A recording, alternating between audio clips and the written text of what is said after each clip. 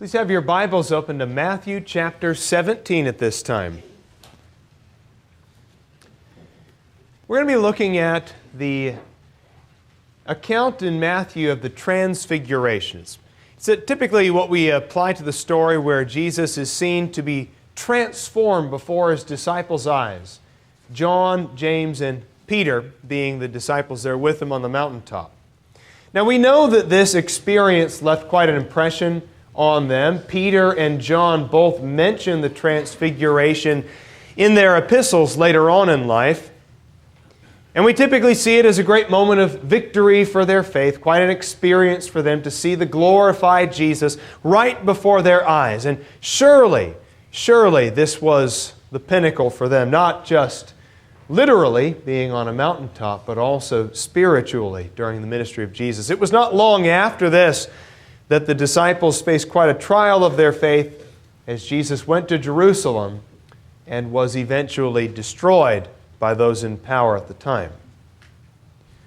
But it wasn't all rosy for the disciples leading up to the Transfiguration. In fact, if you read in the preceding chapters in the book of Matthew, they've had quite a wild ride emotionally and in their faith.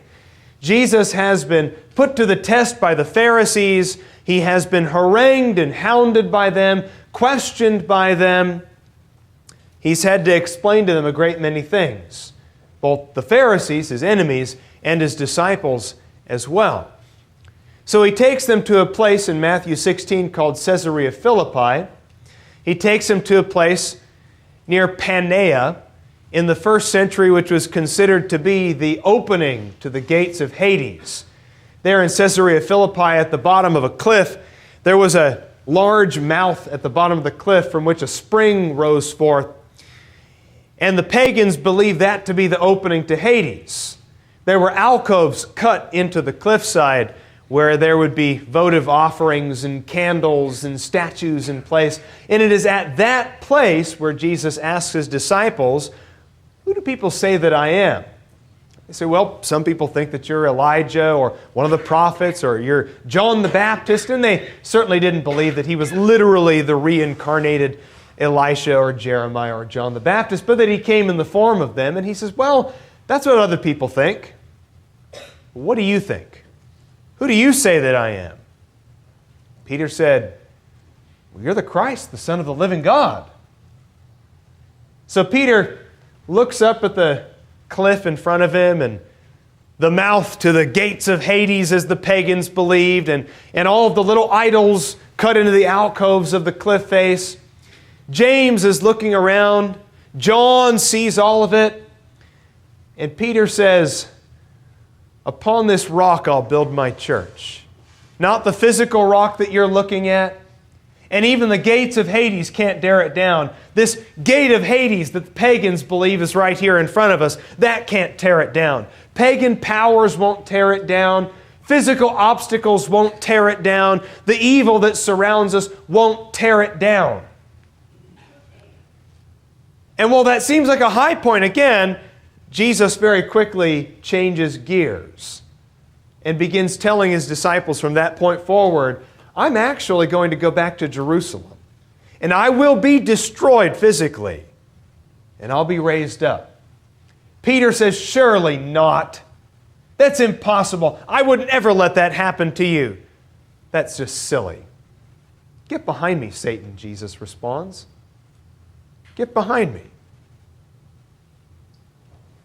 And I believe it's in the same area where Jesus takes them to a very high mountain beginning in Matthew chapter 17, verse 1. And He is going to show them just what kind of power He has, just who He is, glorified in a physical form that I would say even pales in comparison to what we will see of Him in the afterlife. 6 days later, I like this idea here in Matthew chapter 17, verse 1. 6 days later. Isn't it amazing how I can't get 4 words into a verse without saying something? But isn't it amazing how Jesus takes them on this wild ride emotionally of confronting the Pharisees and then And then getting the confession and saying, and my church is going to be this great thing built upon a rock. It is going to be stable, more stable than anything else that you can possibly imagine. And how great is that? Oh, but then we're going to go down to the bottom, to the pit of despair, and I'm going to be destroyed. And if you doubt that, then get behind me, Satan. He gave them 6 days to stew about that. 6 days to ponder that, to think about that, to scratch their heads and go, okay, well, we said he was the Messiah, and he patted us on the back for it. And then he said he was going to get killed by the chief priests, and he got mad at us when we told him that couldn't possibly happen to the Messiah. I'm not sure what to think anymore. And they had 6 days to think about that. You know, sometimes God lets us go through that. He allows us time to process things. He allows us time to wrestle with things, and yes, to maybe get a little bit frustrated.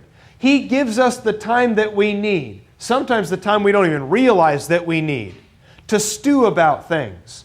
We've got to process things in our time, don't we? 6 days, though. Think about that. 6 days before this subject seems to be readdressed. 6 days to face their questions and their doubts. 6 days to struggle and grapple with what really seems like contradictory information. 6 days. So he took with him Peter and James and John his brother and brought them up to a high mountain by themselves. Why these disciples? What is it about Peter, James, and John that he would pick those 3 out of the 12 and take them with him? Now, some speculate it's just a matter of maturity, that Jesus recognized Peter, James, and John as being more mature than the others. Peter, James, and John certainly have been with Jesus for other events in his life where he singled them out, where he seemed to talk to them, if not exclusively, then certainly in a more focused manner on certain subjects. It was these disciples who were with Jesus in certain scenarios. For example, when he raised Jairus' daughter in Mark 5:37, or in Luke's account in chapter 8, verse 51.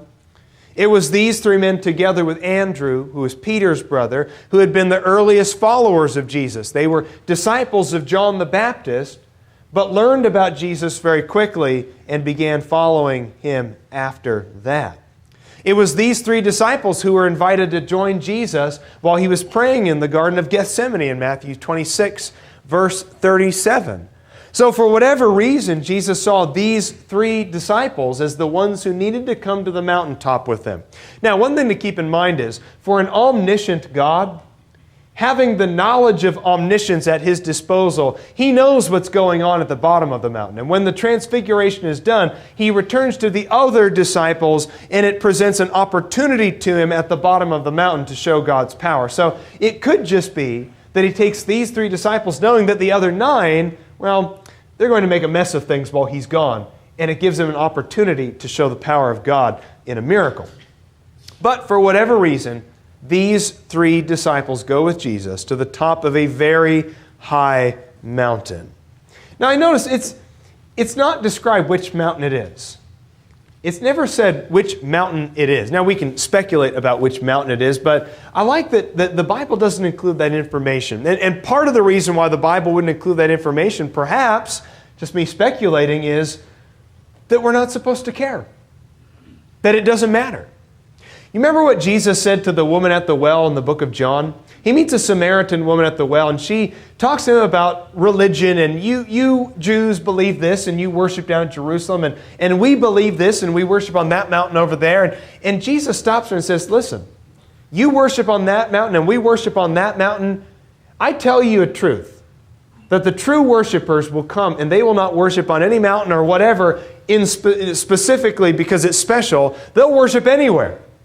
Because they'll worship in spirit and in truth, and there's nothing special about one mountain or another mountain. And you know how people are, that if we knew exactly which mountain it was where the Transfiguration would take place, you know that there would be a tourist trap on the top of it. And people would travel from all over the world to go see the Mountain of Transfiguration. And they would miss the whole point of it. The whole point's not the mountain. The point is the one on the mountain being glorified. Now again, that's just me speculating about why we're not told what the mountain is, but it seems to make sense. Mountains are an amazing thing. I've climbed several mountains in my life. I've been to the top of Humphreys Peak here in Arizona, the tallest mountain in this state. I've been to 3 out of 4 of the highest mountains in the state of Oregon. Love hiking. Lance and I could talk about hiking all day long, probably. Mountains are just, there's something about them that draws you in. They're beautiful. There's something to look at. They're a unique physical challenge. And there's great things that happen on mountains as well. If you recall from the Bible, there were great events that happened on mountains. For example, it was on top of a mountain that Moses received the law from God, Mount Sinai. It was on a mountain that Elijah received revelation. The mountaintop served as the showdown between Elijah and the prophets of Baal, or the priests of Baal in 1 Kings 18. Abraham showed his willingness to offer his son on a mountain. It was from a mountain that Jesus was crucified. It was on a mountain where Jesus was tested by Satan. One thing to keep in mind here with mountains in the Bible is if something takes place on a mountain, it's usually a pretty big event. If you're reading through the Bible and it says, and so they went to a mountain, buckle up because something interesting is about to happen. Not that the rest of the Bible isn't interesting, but boy, mountaintops. Those are pivotal moments in the Bible when things happen on mountains. Now, he was transfigured before them, Matthew 17 verse 2 says. Transfigured. He was changed physically. His appearance was altered. His face shone like the sun, and his garments became as white as light. Mark's account in Mark 9 verse 3 says that his garments became radiant and exceedingly white, as no launderer on earth can whiten them. Now, I appreciate Matthew and Mark and Luke in their explanation of this. I appreciate that. That they do the best that they can with what human language has to offer. But I'll say this, and this isn't a knock on the Bible, and it's not a knock on the Bible's writers, by the way, and this is not a knock on the Holy Spirit who inspired them. But human language simply fails us. Human language fails us. And I think there's something really special about the way that the Bible writers almost fumble around with the language to try and describe what it looked like. They're almost fumbling around trying to figure out, well, how do we describe this? How do we describe what it looks like when the glory of God's power is channeled into one physical location on planet Earth? How do we describe what it looks like when a physical human being, Jesus of Nazareth, is shown to be the glorious Son of God? How do we explain that?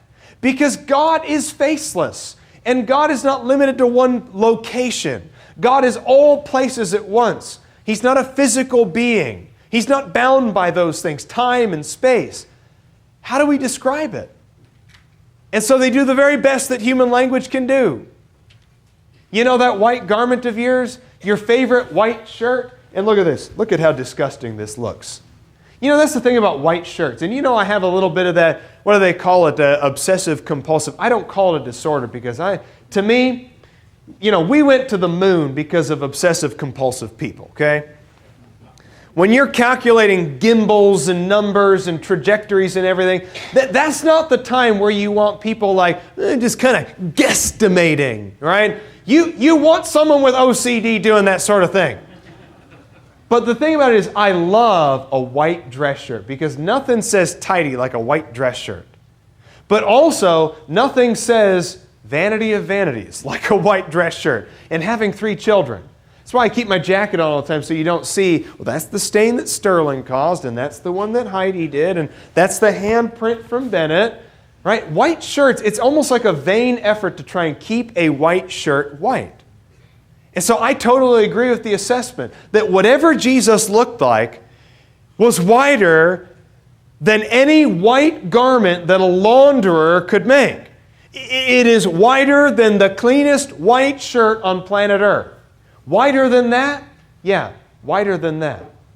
His face shining, not just shining, but radiant and exceedingly bright. Exceedingly bright. Rebecca forgot her sunglasses on her last leg of the Ragnar relay yesterday. And I feel for her also because she got back into the car when all was said and done, just put a shirt over her face and just had to sit there in the dark for a while because her eyes were bothering her so bad. Now that's the sun, a physical thing in the physical universe shining physical light upon us. And Jesus was more exceedingly radiant and bright than that. That's glory right there, my friends. That is glory. Now, the Transfiguration was a pivotal moment for these disciples. Peter notes in 2 Peter chapter 1, we were eyewitnesses of His majesty. In John 1 verse 14, we have beheld His glory, glory as of the only Son from the Father. And they could say those things literally. We saw this, the glory of God channeled into one physical location. And it changed them for the rest of their lives. Hebrews chapter 1 verse 3. I love the way that the writer of Hebrews describes it here. In such beautiful and succinct language, he says, in these last days, beginning in verse 2, God has spoken to us in His Son, whom He appointed heir of all things, through whom He also made the world. And He, Jesus, the Son of God, He is the radiance, the brightness of His glory, and the exact representation of His nature. The book of Revelation notes in the last couple chapters that in heaven, in God's kingdom, there is no need of the sun because we'll have Jesus there. No need of the sun. There'll be no darkness and no night because Jesus is there. The Transfiguration was a glimpse into the true appearance and true nature of the Son. It was a transcendent visage that pointed to His divine nature and also to what we will become. You know, we're in awe of the glory of Christ in the Transfiguration, but the Transfiguration is also a sampling of what will be in the resurrection. We don't always think about that, do we? In 1 Corinthians 15, verse 49, it notes that as Jesus was glorified, that His heavenly body or that heavenly existence is so much more glorious than what He was in the flesh. It also notes that we'll become like that. That we're going to trade in our physical glory for heavenly glory one day.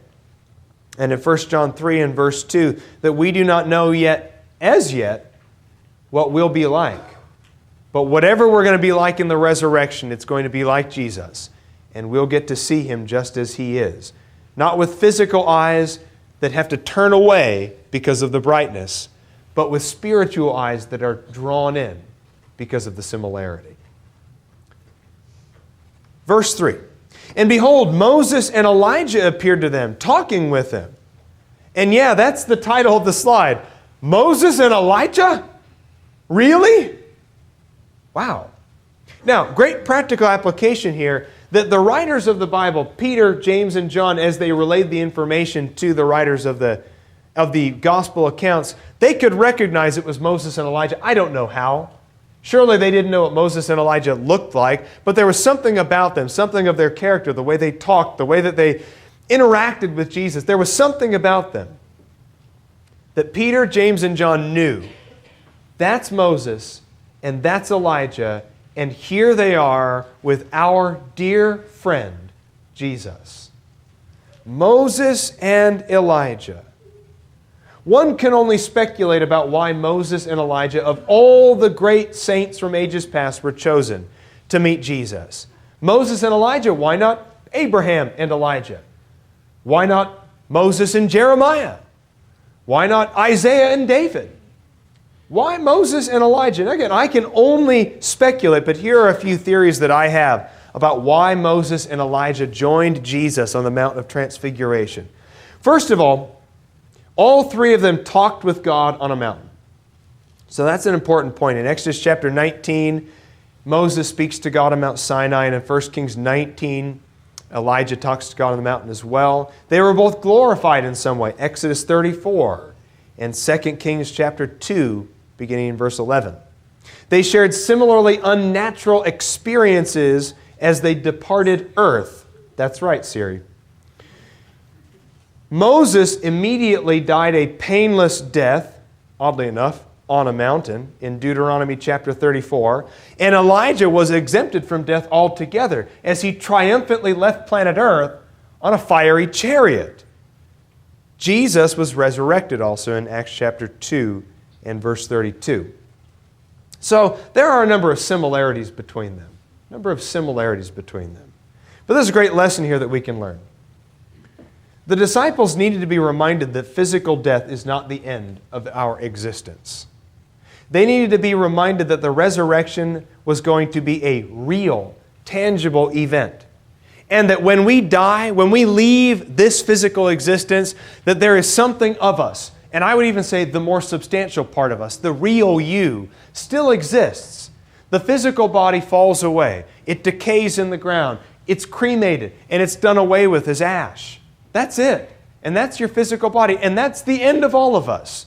No matter how good the embalming job is, no matter how expensive the casket, you cannot get away from the fact that your physical body someday is going to be practically nothing. Nothing but a little bit of physical material left behind. But the real you, the Moses and Elijah you, that still exists. The soul, the spirit, the essence. And that's the greater part of who you'll be. Yeah, think about this. You get to live in this physical body at best for 100 years, right? I mean, that's at best. You're looking at 100 years in your physical body. Most of us aren't going to get that far. At best, you get 100 years in this physical body. If you live those 100 years for God, if you devote yourself to God, if you are saved in the grace of Jesus Christ, you will be resurrected in a spiritual body. It doesn't have fingers and toes and skin and hair. You will be resurrected in a spiritual body that will be your spiritual body for the rest of eternity. Now, I'm being silly when I say this. Thousands upon thousands and millions upon millions of years. We know that there aren't millions of years in eternity. Time won't exist there. Time is a physical thing. It's a construct of this universe. But think about that. You'll get to be a physical you with fingerprints and eye color and a social security number for at best 100 years. And whatever you're going to be in the resurrection will be you for the rest of eternity. So ask yourself, what's the real you? Right? What's the real you? What's the bigger version of you? The more substantial version of you. Now, all of this corresponds perfectly with the end of chapter 16, doesn't it? That he has just shocked his disciples. He has shocked them by saying, I'm going to die. I mean, you know I'm the Messiah. You've acknowledged that. You've said, I'm the Christ, the Son of the living God. And you've accepted that now. And that's a wonderful thing. But guess what? I'm going to die. They will kill me, and it will be gruesome.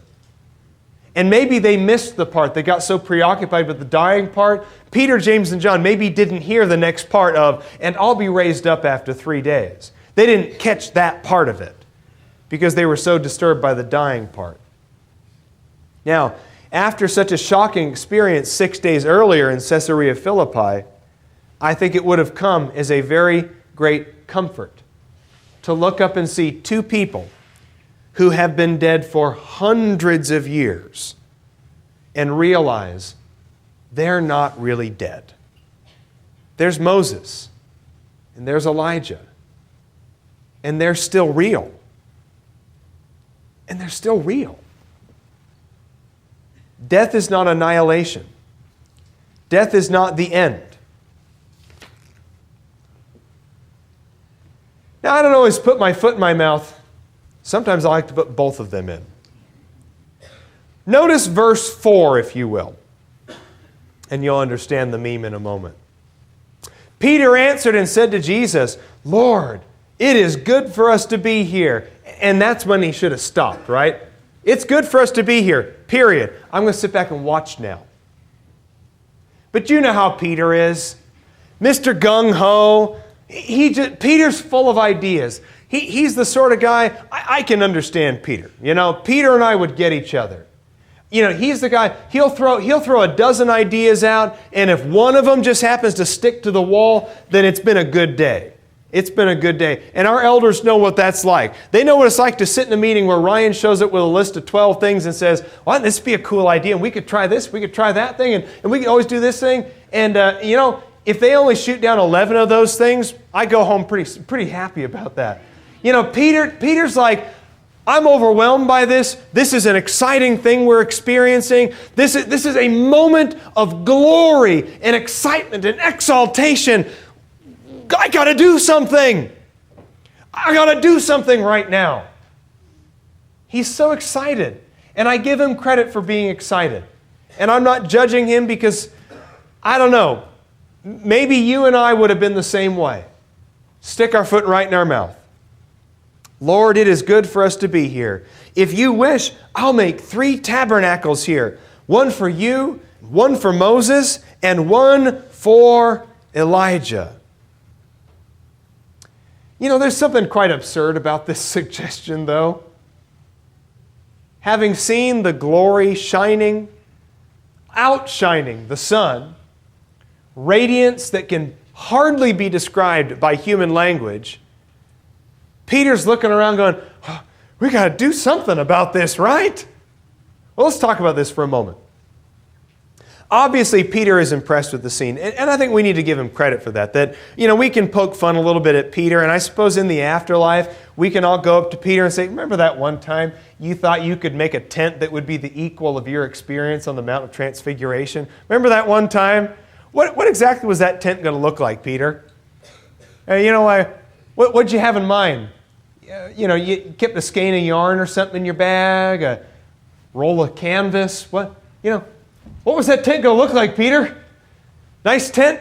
We'll all give him a hard time, and I'm sure he'll have a sense of humor about it. But let's give him credit for the excitement and the enthusiasm. I think that's a good thing to say. But some things are just meant to be observed, not improved upon. For as excited as Peter was, that was a moment for him not to improve upon it or add to it or contribute to it. That was a moment for him to simply take it in. You can't make the Grand Canyon any more grand than it is. There's nothing you can add to it. There's nothing you can add to it. It's already as grand of a canyon as you're going to find. There's just some things. The Star Wars trilogy, the original trilogy, should not have been added to ever. Standalone, cinematic perfection. Everything else is just like adding on to a small, ugly house, okay? It's just, there's just nothing. Some things you just can't improve upon. You just have to leave them alone and observe and let them be. So a couple of practical applications here for the one who likes to stick his foot in his mouth, which is me. Be sure to think about your ideas before voicing them.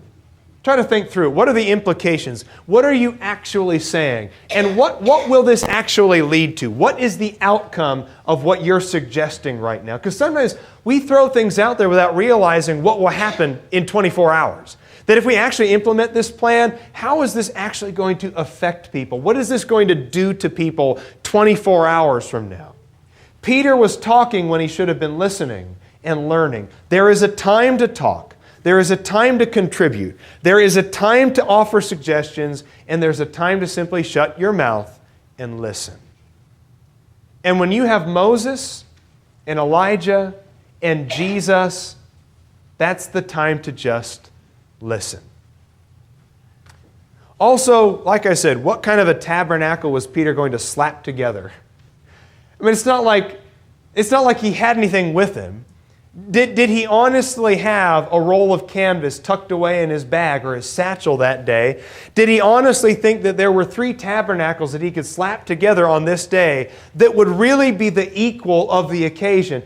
Ideas that just sound really good when you throw them out there end up proving very hard to bring together when you really don't have any resources at your disposal.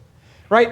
Neat idea, Peter, but you get an F- there on the implementation. What tabernacle could Peter have possibly put together? Maybe it sounded good on paper, but it wouldn't have been realistic. It wouldn't have been helpful at the time. So as we're near the end of our text, while he was still speaking in verse 5, and I do love that, by the way, that while he was still speaking, Peter, that's enough. That's enough. We don't need the extra ideas right now.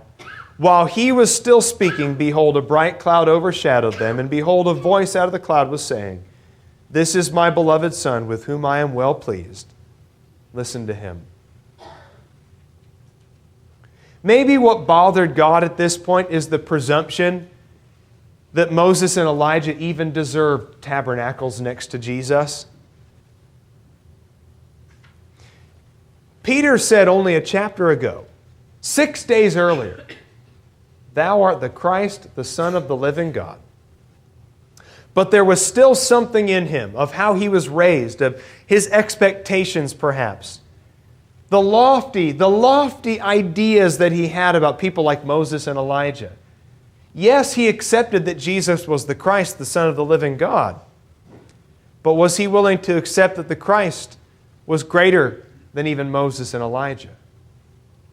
Greater than the lawgiver Moses? Greater than the greatest prophet of all, Elijah? He accepted Jesus as the Christ, but had he accepted Christ as supreme yet? And that's a struggle that a lot of his contemporaries had to face as well. It was a struggle that they had to face when Gentiles came to the faith. And what are we supposed to do about Gentiles?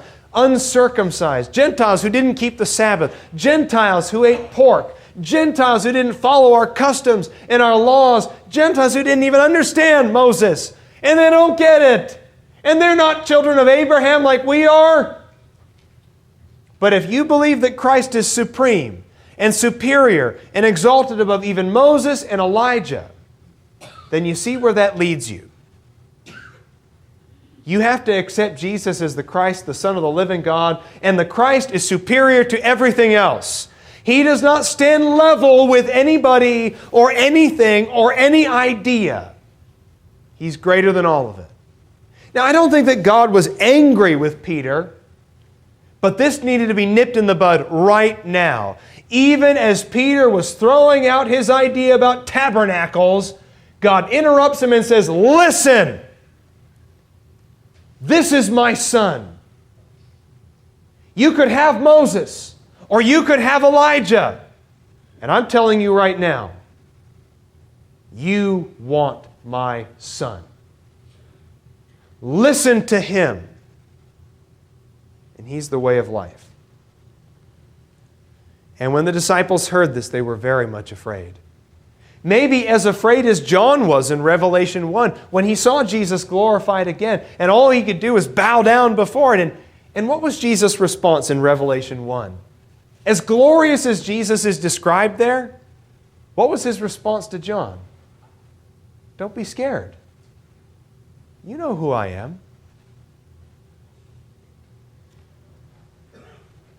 The same man that they walked with and talked with, the same man who taught them, who treated people so tenderly, who was so kind to children, who was so kind to the outcasts of society.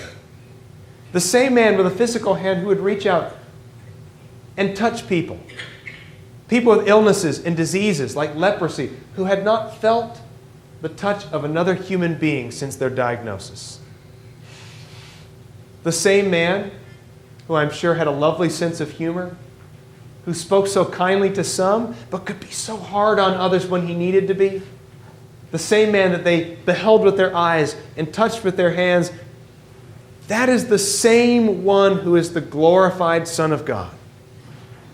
What Jesus is as the Christ sitting at the right hand of the Father, that's who he was extending to them during his ministry. They were very much afraid of what they saw. But as soon as they opened their eyes with so much fear and trepidation, as soon as they opened their eyes, what did they see before them? But Jesus returned to normal. Jesus returned to normal. And saying, let's go get back to work. Let's go back to the bottom of the mountain. The other 9 are waiting for us. And a world of lost souls are beyond them. Let's go. Jesus is our great friend. And he is our Savior. And we're not supposed to be afraid of him.